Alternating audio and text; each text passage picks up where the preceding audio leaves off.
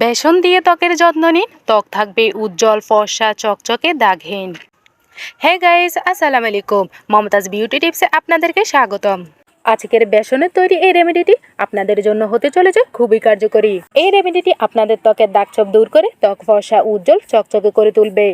বেসন আমাদের ত্বকের জন্য খুবই ভালো।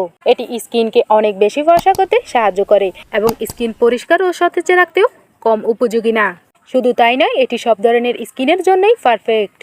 আপনার স্কিন অয়েলি, ড্রাই, সেনসিটিভ যাই হোক না কেন, আপনি কিন্তু এই রেমেডিটি ব্যবহার করতে পারবেন।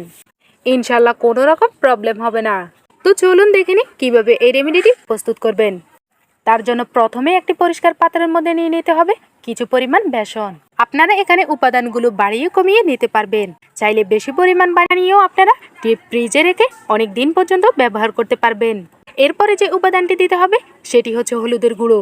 এখানে খুবই অল্প পরিমাণ হলুদের গুঁড়ো দিয়ে দিবেন।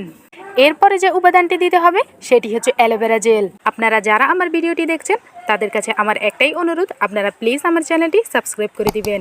আমি আমার চ্যানেলে সবসময় চেষ্টা করি ন্যাচারাল বিউটি টিপস শেয়ার করার, যেগুলো আশা করছি আপনাদের অনেক উপকারে আসবে। সবার শেষে যে উপাদানটি দিবেন সেটি হচ্ছে লিকুইড দুধ। এরপর সমস্ত উপাদানগুলোকে মিশিয়ে নেবেন। এটি আপনারা রেগুলার ব্যবহার করতে পারবেন। তো চলুন এই রেমেডিটির ব্যবহার বিধি সম্পর্কে জানা যাক।